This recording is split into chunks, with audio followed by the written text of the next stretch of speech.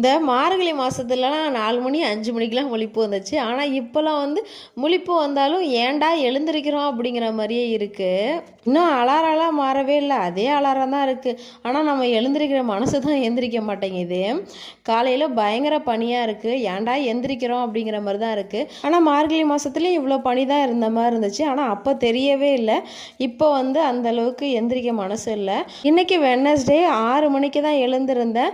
காலையில் எழுந்து வாசல் வேலைக்கு தான் வந்திருந்தேன்.